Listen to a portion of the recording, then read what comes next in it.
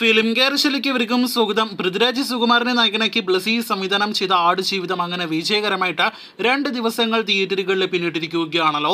വെറും 2 ദിവസങ്ങൾ കൊണ്ട് തന്നെ പ്രതീക്ഷിച്ചതിനേക്കാൾ വേറെ ലെവൽ കളക്ഷനിലേക്കാണല്ലോ സിനിമ കേരള ബോക്സ് ഓഫീസിലാണെങ്കിലും വേൾഡ് വൈഡ് ബോക്സ് ഓഫീസിലാണെങ്കിലും എത്തപ്പെടാനായിട്ടിരിക്കുന്നത്.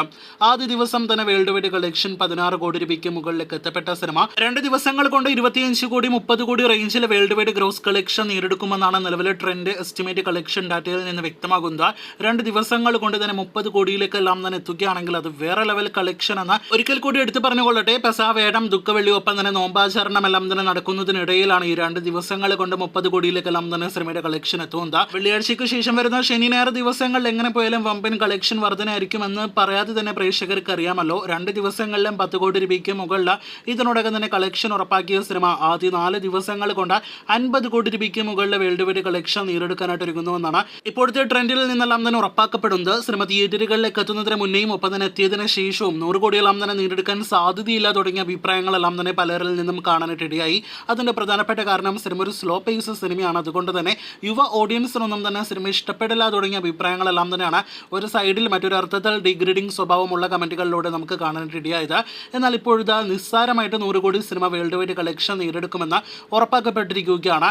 അതൊരു പക്ഷേ 10 ദിവസങ്ങൾക്കുള്ളിൽ നേടിയെടുക്കാനുള്ള എല്ലാവിധ സാധ്യതകളുമുണ്ട്. മലയാളത്തിലെ വേഗതയുള്ള 100 കോടി കളക്ഷൻ നേടിയെടുക്കുന്ന സിനിമയായിട്ട് ആടുജീവിതം എന്ന പൃഥ്വിരാജ് സിനിമ മാറട്ടെ എന്ന നിലവിൽ നമുക്ക് ആശംസിക്കാം. ഇതിനിടയിൽ കേരള ബോക്സ് ഓഫീസിലെ സിനിമയുടെ നിലവിലെ പ്രതീക്ഷയുള്ള കളക്ഷനിലേക്ക് വരികയാണെങ്കിൽ 2 ദിവസങ്ങൾ കൊണ്ട് 10 കോടി കേരള കളക്ഷൻ കടക്കുന്ന സിനിമ 50 കോടി രൂപയ്ക്ക് മുകളിൽ കേരള ബോക്സ് ഓഫീസിൽ കളക്ഷൻ കടക്കുന്ന അടുത്ത സിനിമയായിട്ട് മാറുമെന്ന് ഉറപ്പാക്കപ്പെട്ടിരിക്കുകയാണ്. അതിനുശേഷം ഏത് ലെവലിലേക്ക് പോകുമെന്നാണ് നാം ഉറ്റുനോക്കുന്നത്. അടുത്ത ദിവസങ്ങളിലെ സിനിമയ്ക്ക് സ്ക്രീൻ കൗണ്ട് കൂടുകയാണെങ്കിൽ അതോടൊപ്പം തന്നെ നോമ്പാചരണം സിനിമയ്ക്ക് അടുത്ത ദിവസങ്ങളിലും തടസ്സമായി മാറിയില്ല എങ്കിൽ 100 കോടി കേരള ബോക്സ് ഓഫീസിൽ നേടിയെടുക്കാൻ സാധ്യതയുള്ള സിനിമയായിട്ടാണ് നാം ആടുജീവിതത്തെ കാണുന്നത്. നമ്മുടെ കേരളത്തിന്റെ പ്രളയത്തിന്റെ കഥയുമായിട്ട് എത്തിയ സിനിമയാണ് 2018. സിനിമയുടെ കേരള കളക്ഷൻ 89 കോടി രൂപയ്ക്ക് മുകളിലായിരുന്നു. അതുപോലെ തന്നെ നമ്മുടെ കേരളത്തിലെ ഒരു മലയാളിയുടെ കഥ പറയുന്ന സിനിമ ഒപ്പം തന്നെ മലയാളികൾ വായിച്ചറിഞ്ഞ നോവൽ പ്രമേയമാക്കി തിയേറ്ററുകളിലേക്ക് എത്തിയ സിനിമയാണ് ദി ഗോട്ട് ലൈഫ്. അപ്പോൾ ആടുജീവിതം എന്ന സിനിമയ്ക്കും 100 കോടി കേരള ബോക്സ് ഓഫീസിൽ നേടിയെടുക്കാനുള്ള എല്ലാവിധ സാധ്യതകളുമുണ്ട്. കമലഹാസൻ തുടങ്ങി ഇതിനോടകം തന്നെ ഒട്ടനേകം പ്രമുഖരാണ് സിനിമയെക്കുറിച്ച് വളരെയധികം മികച്ച അഭിപ്രായങ്ങൾ പറയുന്നത്. എന്തായാലും ആടുജീവിതം വേറെ ലെവൽ കളക്ഷനിലേക്ക് എത്തട്ടെ എന്നാണ് നാം ആശംസിക്കുന്നത്. സിനിമയെക്കുറിച്ചുള്ള നിങ്ങളുടെ പ്രതീക്ഷകൾ എന്ത്? കാത്തിരിക്കൂ കൂടുതൽ ഇതുപോലുള്ള ബോക്സ് ഓഫീസ് വിവരങ്ങൾക്കായി.